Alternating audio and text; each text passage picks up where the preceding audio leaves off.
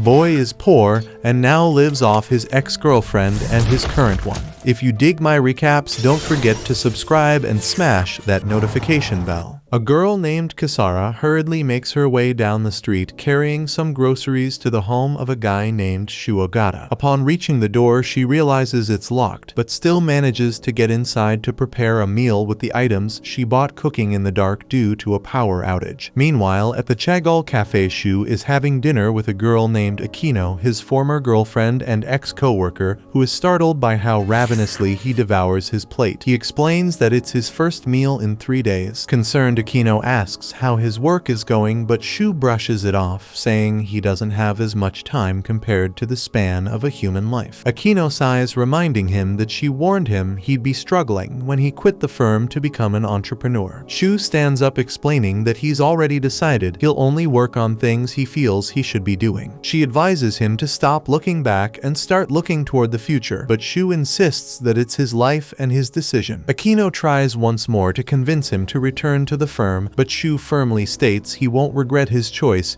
even if he starves to death alone. That's when Akino realizes he's not exactly alone, since someone is clearly feeding him. Shu becomes nervous, realizing she's hit the mark, and tries to change the subject. Afterward, Akino pays the bill since Shu is broke, and he thanks her. She asks him to call her next time, and Shu says she's welcome to, though he awkwardly admits that he hasn't paid his phone bill and might have his number cut off soon, which irritates her. Later, Shu arrives home and notices the door is already unlocked. He enters and is startled to find Kisara in the dark. She tells him she made dinner as best she could, considering she had to cook without power. Feeling awkward, Shu explains that he already ate out since he wasn't used to eating at home or anywhere else. Kisara feels bad and says it's not his fault. After all, it's been a while since she's been around because of her final exams, as if she'd committed a terrible crime. Quickly, Shu reassures her that he'll eat everything she prepared, not wanting to upset her, and so he eats the meal Kisara made, complimenting the food even though it's cold. She tells him that if he's having trouble buying groceries, he should let her know. Shu explains that he didn't want to bother her during her exams, and Kisara points out that his biggest flaw is being too kind, asking him to open up to her. Mid-sentence, Kisara gives Shu a hug and catches the scent of another woman. Shu panics and makes up a story about walking through downtown and accidentally bumping into someone. Kisara decides to let it go and comments that at least their water hasn't been cut off yet. Shu admits he needs to sort out his situation because it's starting to interfere with his work, but Kisara tells him not to worry since she already paid the bills and the power should be back on the next day. Shu feels uneasy about Kisara paying his bills,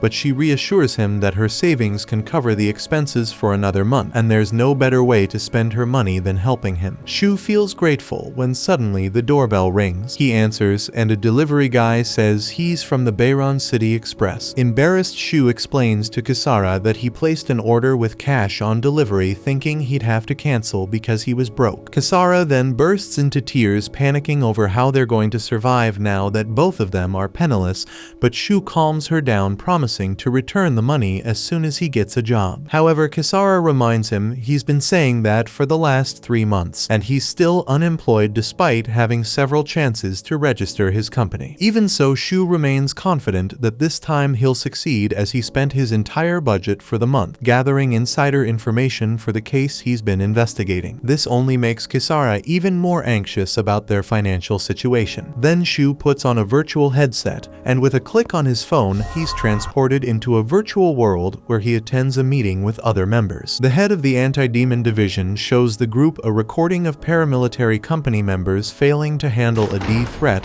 that appeared in a casino. The creature had taken several hits, but remained alive, revealing its true form, leading everyone to confirm they were dealing with a demon. After presenting the case, the anti-demon division chief explains that the mission is to incapacitate the suspect whether they end up dead or alive. The enemy's profile is then shown, and the director of Ananda Lab gets excited because a Class C demon has finally appeared, meaning this job could bring in some serious money. The president of A-Lay Defender Company asks the chief if the suspect has been identified, and he replies that they haven't yet, but it's likely one of the casino's regular patrons. The leader of the Guts asks if there are still any injured individuals who haven't been rescued, and the chief explains that the area has already been evacuated, so there's no need to worry. However, they they request a limit on collateral damage during the battle since the building is located right in the heart of the city's bustling district. If the building is completely destroyed, it could harm surrounding businesses. Additionally, the incident site is on the ground floor of the building, and if they go overboard with the fight, they might hit the ocean, which could cause the entire city to sink. After everything is explained, the head of the Demon Division opens a 10-minute bidding process to determine which of the present companies will be chosen for the mission. Each of the company representatives makes phone calls and calculates how much they need to charge for the job. In the end,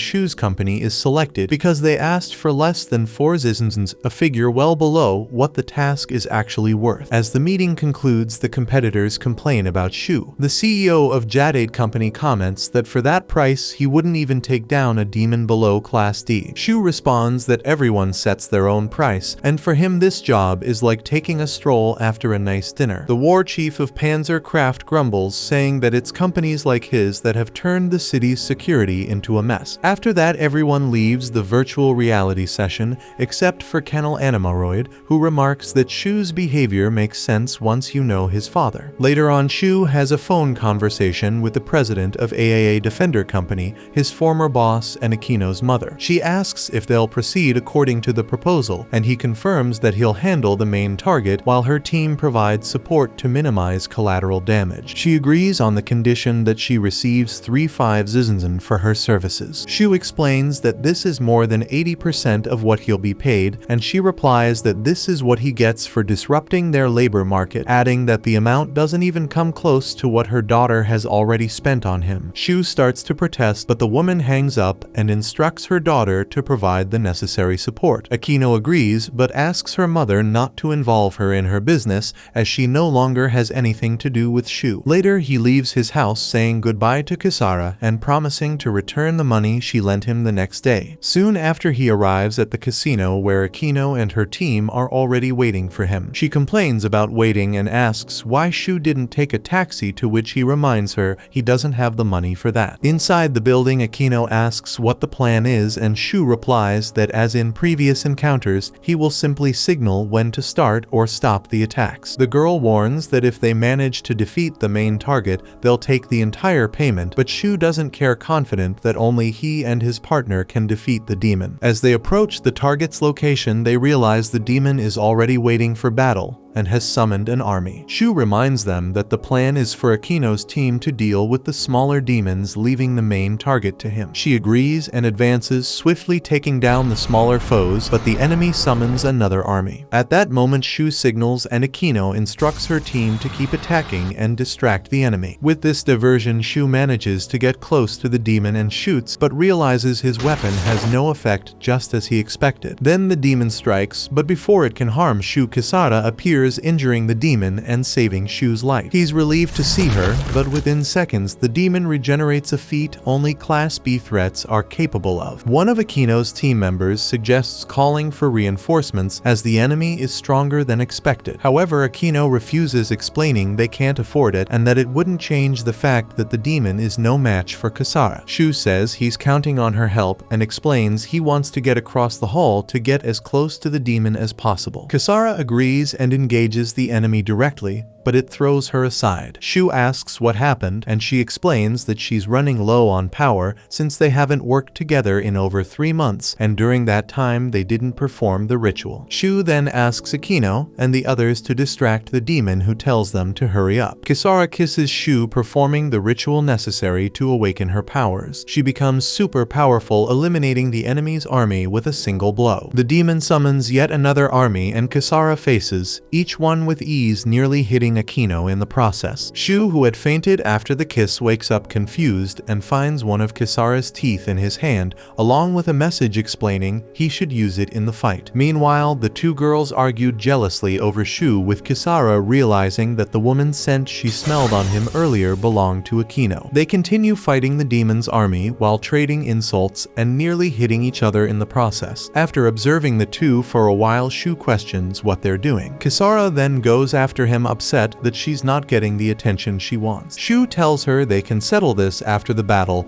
and she asks him to present proof of their contract, the spare key to his house. Shu is confused since she doesn't need keys as she can walk through walls, but she insists that's not the point, so he does as she asks, making Kisara very happy. The two then count down from 10 seconds, and at the end of that time, the pair effortlessly eliminates the demon and its entire army. Kisara leans in to kiss Shu, but he asks her to take care of the demon first, so she thrusts her hand inside the demon's head, saying she'll tell him everything she sees later, then moves in for another kiss. But at that moment, they realize the attack was too strong and the building is collapsing. Shu panics, thinking the damage will be deducted from his payment, while the area is sealed off as Kisara holds back the debris, preventing it from hitting the city. Akino watches her, reflecting on how not even a Class B demon is a match for the team, especially when they have a Class A demon threat on their side. In the middle of the night, Kisara sneaks into Shu's house using the spare key. When she finds him fast asleep, she takes advantage of the moment to snap a picture of them together. 3 days after the mission at the casino, Shu watches a news report about the collapse of the hotel, a building that was once considered a symbol of Bayron City. The report states that the cause of the incident remains unknown, though evidence suggests no criminal activity was involved, pointing instead to a possible architectural or construction flaw. Shu turns off the TV, remarking how they've once again done an impressive job of covering things up. He then notices a drawing Kisara made of a hooded figure, and she explains that this is all that's left of her memories from the demonic possession, though they are quite vague. As Kisara types away on her laptop, Shu becomes curious about what she's working on. Kisara explains that she's reviewing the company's budget, since now that they're living together, she feels responsible for taking care of his health and finances. Shu quickly clarifies that he only gave her the spare key and never agreed to them living together. Ignoring his comment, Kisara goes on to explain that she'll need to find a side job since she spent all her savings on a recent purchase. Shu reassures her, reminding her that they'll soon be paid for the casino job. However, Kisara points out that the government always pays at the end of the next monthly cycle, meaning they won't see the money until the end of next month. Later at the metro station, Kisara is looking for a job when 3 friends approach, curious about why she needs money. They suddenly notice an armband on Kisara and become concerned, suspecting that her boyfriend is to blame. Kisara tries to defend Shu, but her friends conclude that it's a classic case of emotional dependency on an abusive partner. Just then, a young man named Mikhail Hachisuka arrives full of confidence and declares that her boyfriend must not go unpunished. Taking Kisara's hand, he assures her that she can always count on him. The friends question why he would do that, and Mikhail explains that as the student council president, he is responsible for solving all the students' problems, be they academic, familial, or romantic. After all, he's also the son of Bayron City's mayor, making him the city's future mayor as well. Out of nowhere, Mikhail changes the subject, mentioning that the city will host a party that evening and inviting Kisara to be his date. However, he fails to notice that the girls had already boarded the metro, leaving him talking to himself. Meanwhile, Shu seeks out Akino, who's training at the gym, to ask her to help him get a job at Ale, saying he's willing to take any kind of work, even if it doesn't involve D-threats. Akino questions what happened to Shu's philosophy of only working on things that truly interest him, but he pleads with her for a favor. Annoyed, Akino asks if Kisara isn't going to attack her again when she finds out the two of them met up. Shu admits that she will be furious,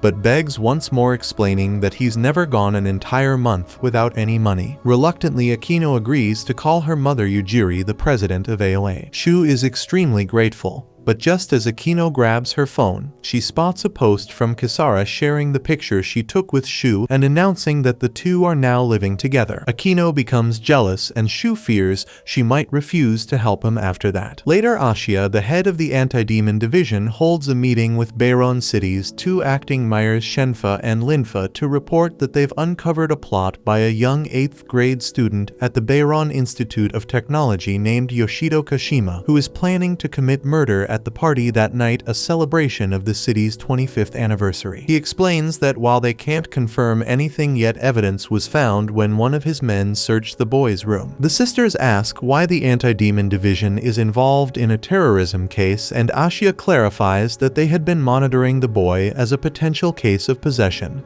and the assassination plot was discovered by accident. Linfa inquires what the police want them to do, and Ashia responds that the security department suggested postponing or canceling the party. However, as expected, Shenfa and her sister Linfa make it clear that canceling is out of the question. Ashia then asks if they can at least authorize the anti-demon division to handle security, to which Shenfa agrees, emphasizing that they insist on making that request and that she'll inform the chief of the Metropolitan Police about the situation later. Relieved, Ashia thanks them and prepares to leave, but before he does, Shenfa asks that the anti-demon division avoid engaging in combat inside the venue as much as possible, noting how much trouble it took to cover up the hotel incident. On his way out, Ashia runs into Yujiri, who is waiting for him. She asks how the meeting went, and he tells her she can call her team immediately as the anti-demon division is directly hiring Ile, meaning their competitors won't act since no D threat has been confirmed. Yujiri assures him that he can rely on her services, stating that she knows where to buy something capable of destroying even City Hall, but Ashia urges her to avoid that solution at all costs. During the party, Ile discreetly investigates the venue for anything suspicious, with Shu's help, who received 3,000 for the job. In the midst of their search, he runs into an old acquaintance named Miles. Meanwhile, Yujiri asks Akino through a communicator if she's noticed anything unusual. Her daughter denies it, but takes the opportunity to complain about the dress she's wearing, which restricts her movement. Yujiri reminds her to be grateful since it's not every day she can buy a fancy dress and charge it to the company. At that moment, Akino spots Kisara near the buffet table and, clearly annoyed by her presence, asks if her dress was also on the company's tab. Kisara, excited, looks over the dishes at the party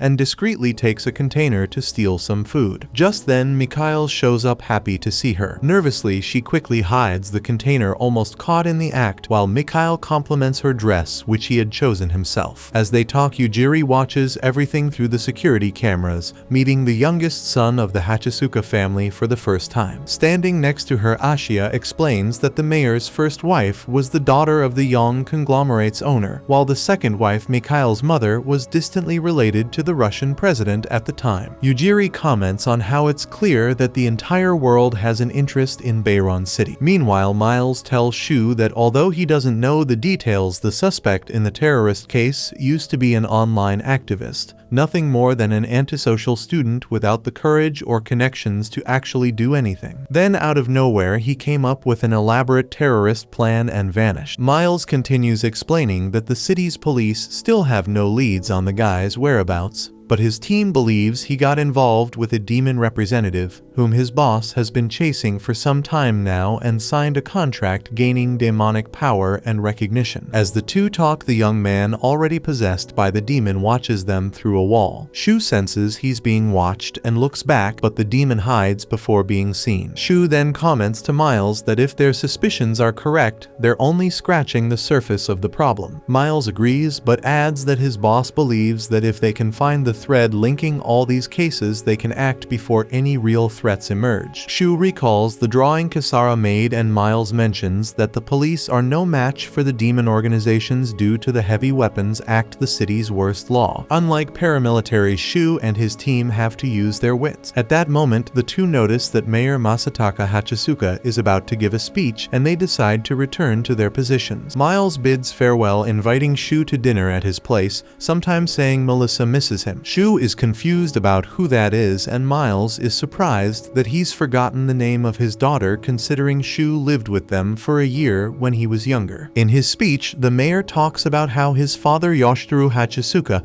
made a city float in the Pacific Ocean 25 years ago, taking the first step toward the future. Now that island has become the center of the global economy, Bayron City, where every citizen is guaranteed success. The audience applauds while Kisara reflects on how many people in the city city can barely afford to eat. Akino uses the opportunity to joke about how the lady of the house can't manage household expenses, indirectly teasing Kisara. Still, she acknowledges the boldness of the mayor's claim that everyone is guaranteed success. The demon, still observing the party, remarks on how the speech is a sham given that many who sought success in the city have had their dreams crushed. The mayor continues saying that Bayron City is powered by orgonium, a clean energy source that will bring wealth and prosperity to humanity while ensuring global security. He emphasizes that to protect this energy, the city must remain an eternal paradise. Shu finds it absurd that a place filled with demons could be called a paradise, remembering when his family was massacred by one. Agreeing with the criticism of the mayor, the demon adds that Masataka is still hiding the existence of demons from the public and has decided to expose the truth during the ceremony by killing him with his own hands. The demon charges toward the mayor, but Kisara intervenes, stopping him just in time. She drags the demon to where Akino and the firm's crew are, but he manages to escape, triggering a chase that causes Akino to rip her dress and abandon her shoes, which were slowing her down. Kisara is the first to catch up to the demon, but he escapes to the lower level where Akino is already waiting. The demon retreats again, trying to launch a surprise attack on her, but Kisara intervenes, saving Akino from being hit. Akino then manages to corner the demon, who questions why they're stopping him when they too wish to confront the mayor. This makes Akino hesitate, giving the demon another chance to escape. Kisara, frustrated by her partner's distraction, chases after him. The demon tries to flee again, crashing through the floor to the lower level, where a civil servant is calmly watching a cat video. This time, Shu catches up with the demon, with Kisara following shortly after, and they corner him. At that moment, Shu receives word that there's been a change in their mission. The demon must now be captured alive, as he still retains some of his humanity despite the possession. The police want to interrogate him and investigate his actions. Kisara questions the change in plans, pointing out that they aren't equipped to capture anyone. While they argue, the demon tries to convince them to join his cause, claiming that the mayor is hiding the truth about the demons and monopolizing the orgonium to blackmail the world. Meanwhile, Shu tries to buy an electric net launcher online for 3,000, the exact amount he would earn from the job, meaning he'd end up with nothing. Kisara questions his decision, and Shu explains that if they fail the mission, the firm might refuse to hire them again. She insists that at this rate, they won't be able to survive. The demon then taunts Shu, reminding him that the truth about his family was kept hidden from him, leaving Shu unsettled. The demon takes advantage of the distraction to escape through a window. Shu finalizes the purchase of the electric net despite Kisara pleading with him not to. Moments later, as the demon lands on the ground, he's run over by the delivery truck carrying the electric net and is taken away in an ambulance. In the end, Shu didn't even need the device. On their way home, Kisara asks Shu if what the demon said about his family hurt him. Shu recalls the events and responds that despite everything, this same government is the one giving him work. During the night, Shu dreams of the day his family was attacked by a demon. His sister Kana desperately cries out for him as she's struck by a weapon that darkens her body, and then she vanishes. Shu wakes up startled, but feels relieved that he can still remember his family. He grabs a picture of them and notices that Kisara has stuck a photo of herself over it, making it look like she was part of the family. Meanwhile, the police are chasing a guy named Hayato who is on the run with a core. They're ordered to retrieve it at any cost. Hayato falls during his escape and pleads for help from a voice that's been speaking to him through a communicator. The voice reminds him that she warned this mission wasn't for ordinary humans, and that he still holds the contract she gave him a few days ago. Depending on the value of his soul, they offer 3 different plans ranging from Class D to Class B. Desperate as he's about to be caught, the man demands the most powerful option, sealing the contract. Sometime later, Kisara sees on the news that the entire city is without power, and she finds it strange. Shu jokes that maybe the world has finally decided to live like the two of them. She's worried about how she'll get to school since the trains aren't running. At that moment, Shu receives a letter and says she might be too busy to attend class anyway. Meanwhile, Ashiya holds a meeting with Mayor Masataka and his daughters to report that an employee from the North Factory, Hayato, has caused a Class D threat, a giant caterpillar. He explains that his team's investigation confirmed that 3 years ago this man was declared dead, which means it's highly likely he's a spy from another country. Shenfa asks if Hayato is after orgonium extraction technology, and Ashiya says says that's the most probable scenario. The mayor struggles to keep up with their conversation, and one of his daughters reminds him that the city was built to extract and study orgonium, a new generation energy source. Masataka then remembers reading something about it in the draft of his speech for the upcoming festival. Shenfa continues explaining that all the cutting-edge orgonium-based technology the city produces and employs is a critical secret highly sought after by other nations. In fact, it's the reason they've captured over 30 spies in the past 5 years alone. The mayor is shocked by the number, unable to hide the fact that he knew nothing about this. His daughters Sai and Linfa comments that now that one of those spies has been exposed, he's created chaos by causing a Class D threat. Ashia confirms this and adds that given the threat level, the police alone won't be enough to keep the press quiet. The anti-demon division will have to be brought in. Shenfa agrees, saying that regardless of the solution, they need to act fast to cover up the incident from the public. Afterward, she and her sisters start to leave the room while Masataka is left confused about what he should do next. Ashia hands him a form to stamp proving the mayor agrees to hire the anti-demon division for the case. Later, Shu meets with Akino in a park and she's curious why he set up the meeting so far away. Shu explains that his whole neighborhood is without power, which Akino finds odd since it doesn't seem to have affected the buildings or businesses in the area. He points out that when there's a power outage,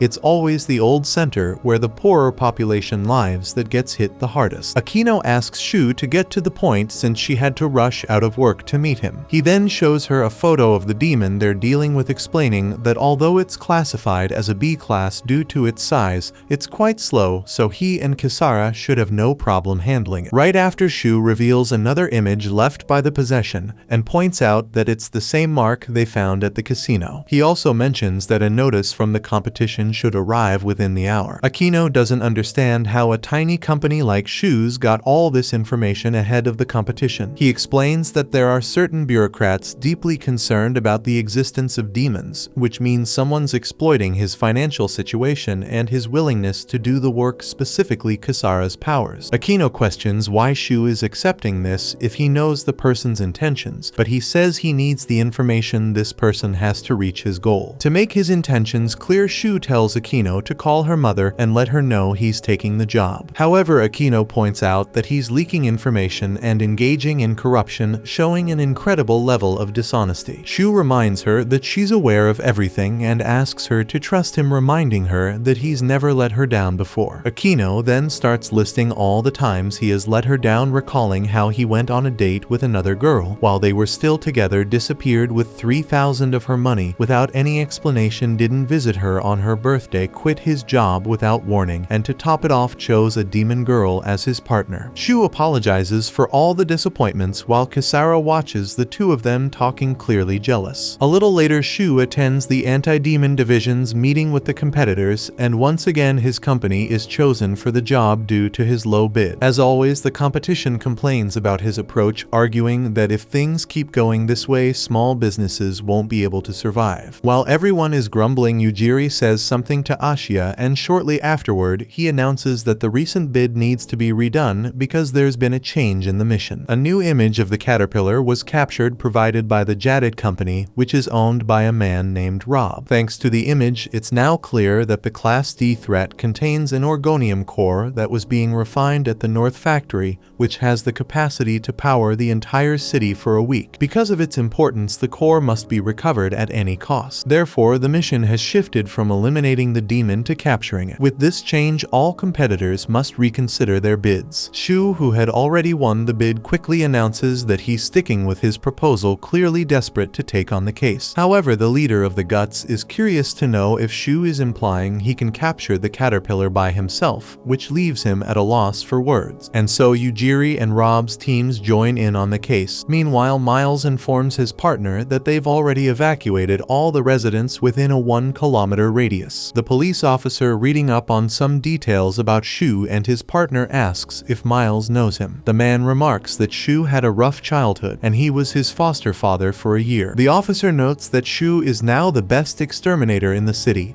and the only one capable of handling demons, as without him and his demon peace and order in Bayron City would have deteriorated long ago. Miles comments that the police are of little use in that city, especially when it comes to demons due to the Heavy Weapon Act that other countries forced them to sign fearing Beiran City's independence. The officer reflects that for this very reason Shu and his partner are the city's greatest force, yet the bureaucrats in the industry still treat him like a hindrance and block his bids. At that moment, the anti-demon division captures the caterpillar and Rob orders it to be immobilized so they can start extracting its core. Miles watches the process while telling his partner that Shu brought the demon to the city 2 years ago and immediately registered a new demon extermination company with the government. He explains that back then the government classified the two as the first class AD threat in history. Ale, the industry leader, withdrew from the competition while other firms joined forces to eliminate the duo. However, all of them were defeated and the government reluctantly authorized Shu's company, realizing it was better to have him and the demon on their side,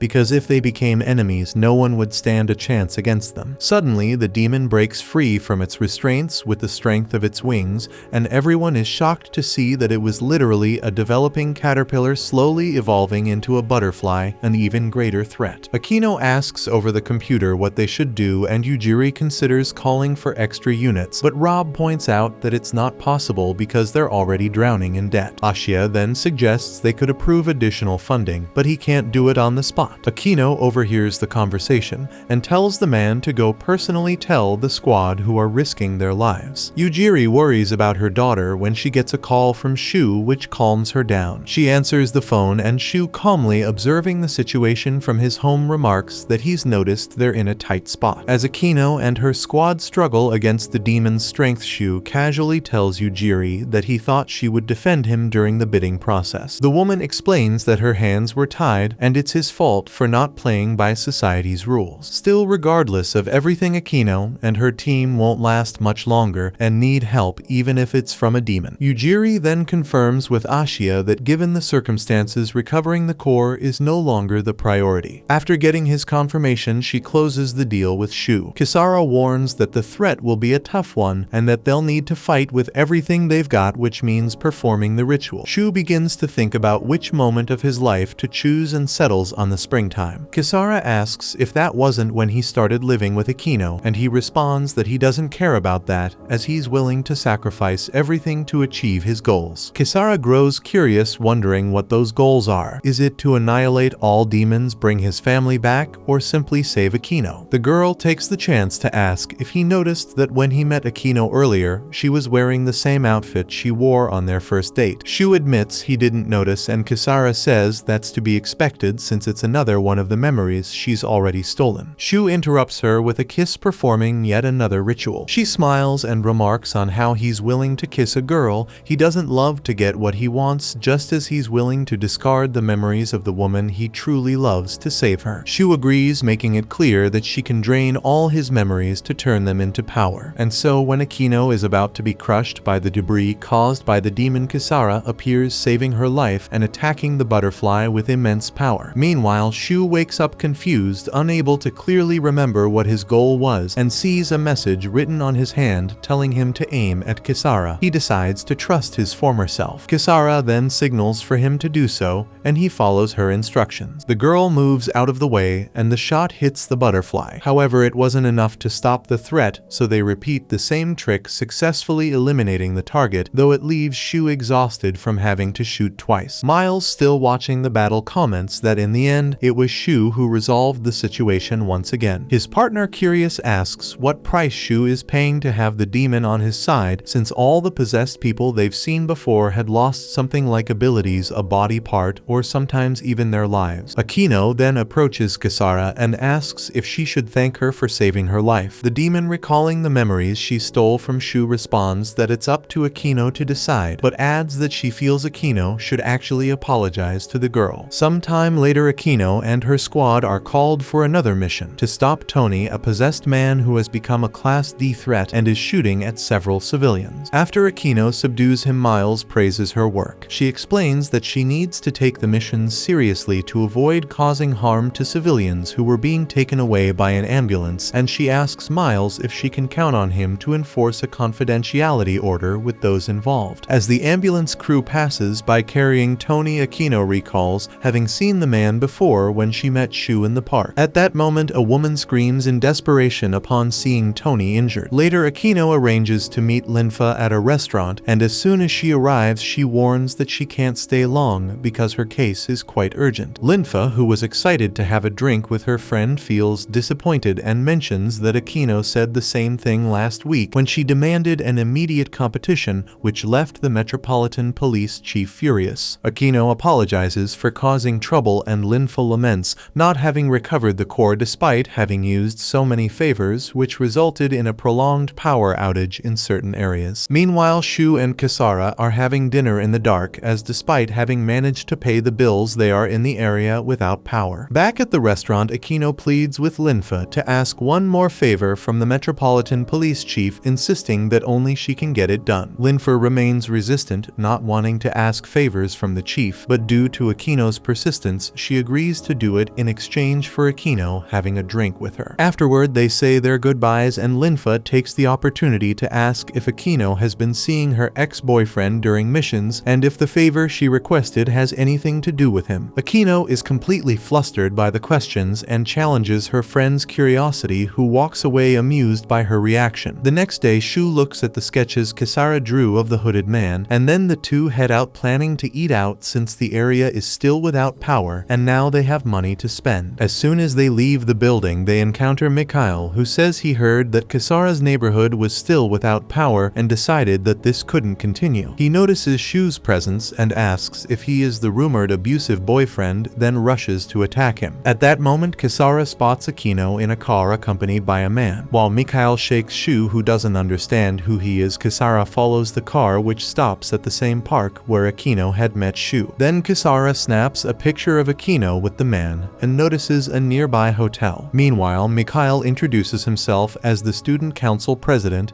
and the mayor's firstborn. He begins talking about how Shu doesn't deserve to be with Kisara when Shu receives the photo Kisara took of his ex and leaves Mikhail talking to himself. At the park, Shu meets Kisara Akino and the man who was with her. Akino confronts Kisara, who posted the picture of them with a caption implying she had gone to the hotel with the man who introduces himself as Mikami, assistant inspector of the anti-demon division. He informs Shu and Kisara that the suspect captured in the Class D threat operation the previous night is named Tony, a member of the criminal organization Orcas, which has settled in the Italian ghetto in the city center. Mikami continues to explain that apparently the Orcas have decided to obtain the powers of a demon to win the war against the Serpient, the gang that controls the Latin American ghetto. Moreover, he reveals that he recently received information that Akino had seen Tony in a park a few days earlier and shows the photo to Shu, who also remembers seeing Tony that day walking beside a blonde man. Mikami notes that thanks to Akino's help, he is tracking the man who was seen with Tony, making it clear that he is only there for work. Kisara realizes that the suspicions indicate the man accompanying Tony pretends to sell pyramid schemes, but in reality convinces people to make contracts with demons, likely being the leader of the operation. Shu is furious that Akino is investigating the case without his help, even though she knows he's been searching for years for the demon who killed his family. At that moment, Mikami receives a phone call and learns that Tony has been murdered. He heads to the hospital where Tony was admitted, and Miles explains that the young man was found dead before they had the chance to extract any information. The inspector deduces that someone wanted to silence those involved with demons, but Miles refutes the theory as the weapon used in the crime bears the emblem of the Serpient leaders, the gang at war with the Orcas. Mikami says that with this new situation, they'll have to investigate the Serpient members and halt the investigation into the pyramid scheme seller. While the inspector makes some calls, a police officer informs Miles that a woman named Maria is making a scene at the hospital claiming to be Tony's girlfriend. Later, Akino continues to pursue information about the case despite having orders not to proceed with the investigation, and while interrogating a restaurant employee, she discovers that Shu had also been there. Upon leaving the establishment, Akino runs into Shu, who mentions having been disturbed by the case of Yoshido. The young man man who tried to assassinate the mayor until he heard the detective's story, which made him remember seeing Yoshido at that restaurant on the day he met Akino. The girl says she remembered that too, which is why she went to investigate the place, recalling that Yoshido was negotiating with the same man who was seen with Tony in the park. She comments that she never would have imagined that he was the true demon and the mastermind behind everything. Shu gets excited about capturing the man, deducing that since they've both run into him a few times, he must live in the area. However, Akino orders Shu to go home as she was the one who obtained the information. Shu suggests that if they work together they can combine their strengths, and he apologizes if she's still upset about what happened earlier. However, this only makes Akino even more irritated. She complains that he's always apologizing but never takes any real action, just like he doesn't trust her or anyone else besides the demon. This reminds Akino of when they had been living together for a year. She recalls that she prepared a surprise that day and waited for Shu late into the night, but he never showed up. The next day they argued, and all he did was apologize. Later, though, she found out that the reason he didn't come was because he had spent the night chasing a possessed person who had escaped due to her mistake. Even so, all he kept doing was apologizing. Akino starts crying as she remembers this, and Shu, although confused by the story, apologizes again, saying it was all his fault. Akino realizes that he didn't even remember the incident and walks away upset. Nearby, the police approach the Serpent Gang's base because the gang members made a deal to turn in the person responsible for Tony's crime. Mikami decides to handle the situation alone. However, upon entering the base, he finds several dead men and wonders what happened to them. Meanwhile, Akino is crying and says out loud that no matter how many times Shu apologizes, she will never be able to forgive him. At that moment, Kisara appears and tells her that's probably for the best. The demon asks if Akino is upset because Shu forgot their 1-year anniversary and starts mentioning details of what happened that night. Akino is confused about how Kisara knows all of this, and she explains that the memories of that day now live inside her. Meanwhile, Shu reflects alone, thinking that there's nothing he can do but apologize as he's doing something terrible. Suddenly, an arrow hits the spot next to the bench where Shu is sitting, and he finds a note that says Serpent Criminal Organization Base. Later, Kisara and Akino have dinner together,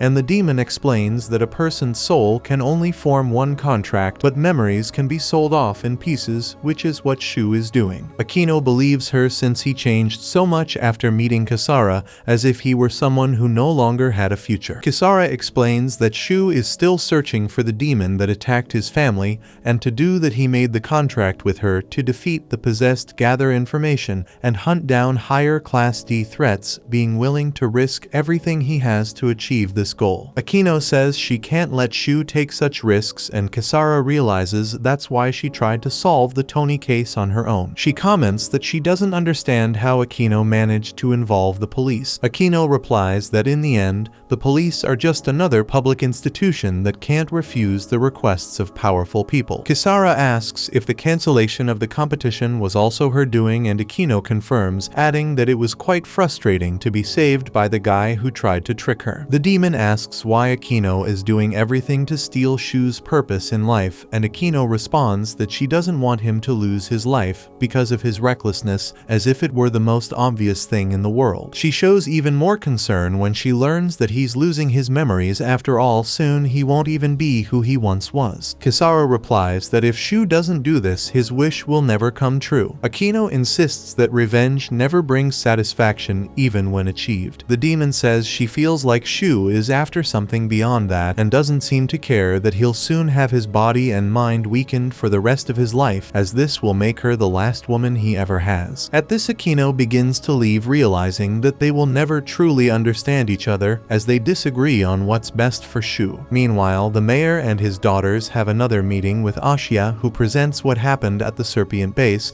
and explains that according to his team's theory, the Orca's gang found another possessed person to replace Tony and used this individual to retaliate against the rival gang. The mayor questions why criminal organizations keep dragging demons into their wars, and Ashiya adds that a police squad is currently surrounding the Orca's base, but since they might face a possessed, he will remain on standby for now. Shenfa asks if that's why he wants an official D threat declaration, and Ashiya explains that this was also a request from the chief of the Metropolitan Police. Linfa complains that the chief didn't discuss this directly with them. and her sister reminds her that he likes to separate work from personal life unlike her. Suddenly, they hear gunshots nearby and become worried. One of the officers asks Mikami for permission to enter, but he reminds them that they don't have weapons capable of dealing with a possessed. Out of nowhere, Shu appears riding a bicycle past them and entering the gang's base, where he finds a possessed woman killing the Orca's members. Shu tries to stop her, but she's faster and lures him into a bathroom filled with mirrors, making it even harder for him to hit his target, giving her the opportunity to escape. At that moment, Mikami enters the base, commenting that paramilitaries often act and give orders based on instinct, and while the police may not be able to handle the possessed, they can provide him with backup. Miles, who has also entered the scene, asks what could have caused the possessed to attack the Orca's members. One of them, still alive, mutters the name Maria as his final word. Mikami remembers that Maria was Tony's girlfriend and realizes their theory that the new possessed was an Orca's member was wrong. In fact, the massacre was Maria's personal revenge. She wanted to eliminate everyone involved in dragging Tony into that war, including Aquino, her next target. Maria attempts to attack Aquino, who senses the threat and reaches for her weapon, only to realize she had been disarmed by the possessed, leaving her completely defenseless. Fortunately, Kisara appears at Shu's request and saves her life. The possessed manages to escape, and Kisara tries to pursue her after handing a new weapon to Aquino. However, both realize that Maria has disappeared. Shu asks Kisara if there's any mirror nearby, explaining that their target seems to appear and vanish through reflections. Quickly, the demon locates the reflections just in time to see Maria emerging behind Aquino, who also notices the woman's presence and dodges the attack, retaliating immediately with the weapon she received from the demon. Once again, the possessed escapes through a reflection, and Kisara tries to chase her,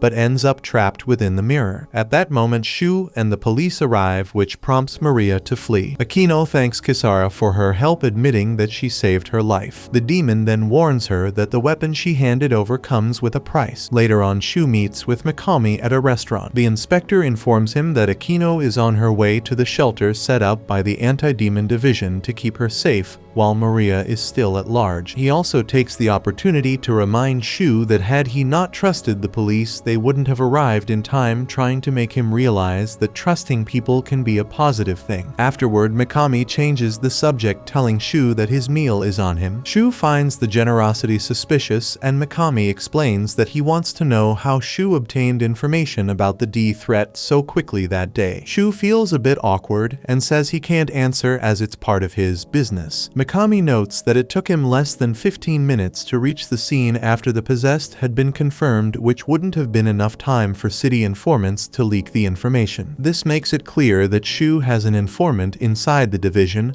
and the leak came from high-ranking officials. Meanwhile, Yujiri visits her daughter at the anti-demon division shelter, a place with no reflective surfaces. She explains that she was advised not to look directly at Aquino, as Maria could use the reflection in her eyes to attack. Aquino believes that Maria is doing all of this out of revenge rather than protecting her boyfriend from the demon that possessed him. Yujiri mentions that she heard Aquino had another argument with Shu. Back at the restaurant, Shu eats his meal while Mikami recounts a story from 12 years ago on the 23rd of September. He explains that at the world's first orgonium mine located on the ocean floor east of Bayron City, there was an explosion of unknown cause that claimed the lives of 53 people, halting orgonium extraction for 10 months. Shu interrupts, saying that this accident is no secret, it's even in history books. Mikami comments that as Shu knows, this is actually a fabricated story by the city government, and the truth is that on the day of the incident, there was an inspection scheduled at the mine with high-ranking government and police officials present. At the time, the city was dealing with individuals with superhuman powers known as D threats. The inspection was suggested by Isamu Ogata, Shu's father, a disaster prevention consultant, who argued that these incidents were caused by orgonium. Shu recalls this, mentioning that his father always said the city would become a paradise for demons within a year. Mikami continues, explaining that due to Isamu's warnings, the government felt an urgency to conduct an investigation. However, during the inspection, the incident occurred, and there was only one survivor, Shu, who was 12 years old at the time. Simultaneously, Yujiri tells Aquino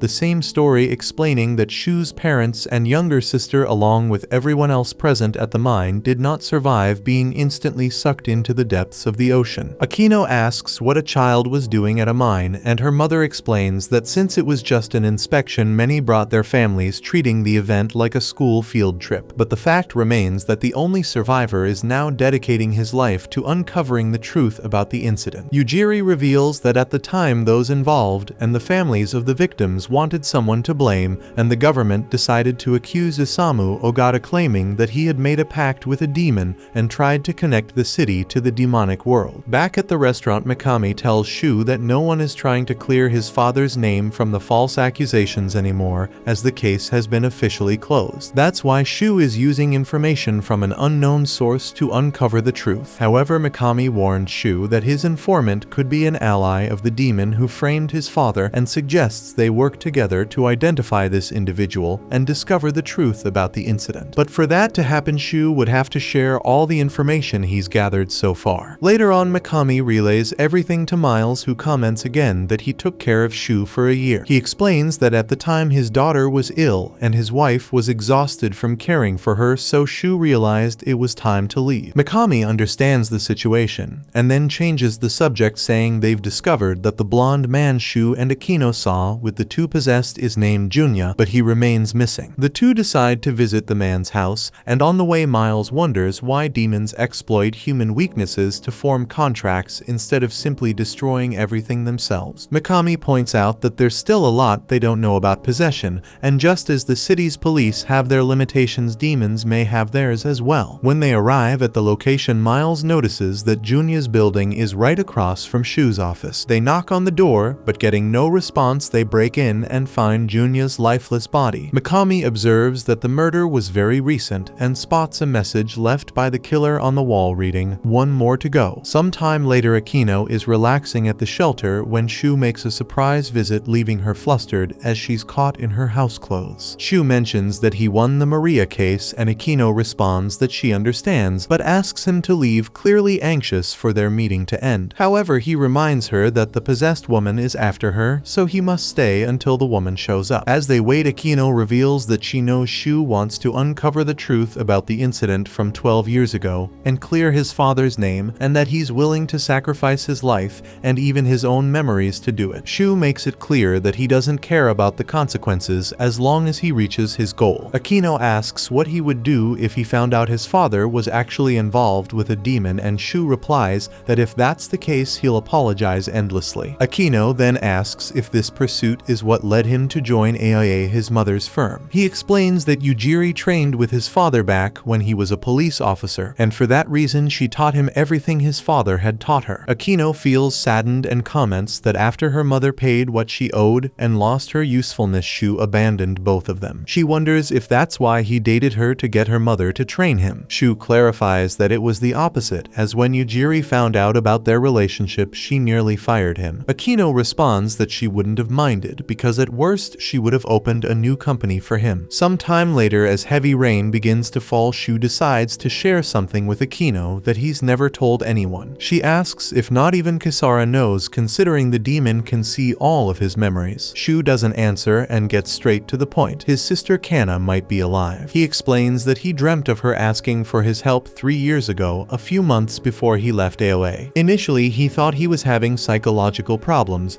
but the dream kept repeating. Since some demons can interfere with human dreams, there's a chance Kana was kidnapped by a demon and has remained unchanged since that day. That's why he says he can't give up on finding the truth. Akino now better understands why Shu is risking so much to achieve his goal and agrees to never try to stop him again, though she also says she doesn't want to see him anymore. Akino then covers Shu's eyes and kisses him. She explains that they can't keep looking at each other as Maria might appear through the reflection in his eyes. She kisses him again, saying it will be the last time. As the two share an intimate moment, they don't notice the rain leaking through the roof, forming puddles that soon create the reflections needed for Maria to appear. The possessed woman arrives and attacks, but finds no one except Kisara, who was prepared for the fight. Maria flees through one of the puddles and Kisara spots Akino hiding. The demon shouts at her to leave, saying she and Shu will handle the situation, clearly upset about what had transpired between them. But Akino stops Kisara, saying there's something she can help with. Later, Maria returns, explodes, shattering some mirrors, and Shu notices she's turning the place into a perfect battlefield for herself. Kisara shows up resting her sword on Shu's back and tells him that maybe this is the price he has to pay for having too much fun. She then warns that she'll deal with the threat with full force and without hesitation kisses Shu, stealing his memories of what happened between him and Akino that night. This gives her the strength she needs to face Maria. While the two fight, Shu regains consciousness after the kiss and finds a tooth in his hand, which he uses to eliminate the D threats. He realizes Kisara came to save him and tells Akino to leave the battle to the two of them. Akino starts talking about their earlier moment, but she soon realizes that Shu no longer remembers any of it. At that moment, Maria manages to knock Kisara down, but just before she can deliver the final blow, Shu jumps in to save his partner. The possessed woman tries to flee through a reflection, but Shu throws the tooth in his hand, which lodges in her chest. Kisara then drives the tooth deeper into the woman's body, eliminating another D threat through their teamwork. The next day, Shu enjoys a quiet moment in a park when Mikami shows up and thanks him for helping, saying the Maria case was solved thanks to him. Shu asks if Mikami didn't get a statement from the suspect Junya, and the inspector explains that they arrived too late. Shu thinks this means they're back to square one, but Mikami clarifies that they're only a few steps behind as the enemy made a mistake. The weapon used to kill Junya didn't match Maria's weapon, and evidence points to the crime being committed by another human. However, the inspector notes that this doesn't change the fact that the enemy is still one step ahead and suggests that Shu's mysterious informant might be working for a demon. But he adds that despite everything, his list of suspects has significantly narrowed. Nearby, Kisara strolls along after doing some shopping, passing by Akino and reminding her that she said she wouldn't interfere in Shu's life anymore. Akino explains that Kisara did exactly what she wanted, erasing Shu's memories of what happened between them the previous night. Since Shu doesn't remember any of it, Akino plans to continue meddling in his life. The demon asks if Akino is referring to exterminating threats or his personal life, and Akino smugly replies that she has every right to boast about winning, leaving Kisara even more irritated. If you're enjoying this journey, don't forget to hit that like button. Your support helps motivate me to keep bringing you each episode. Subscribe and turn on notifications so you never miss an update. See you in the next episode.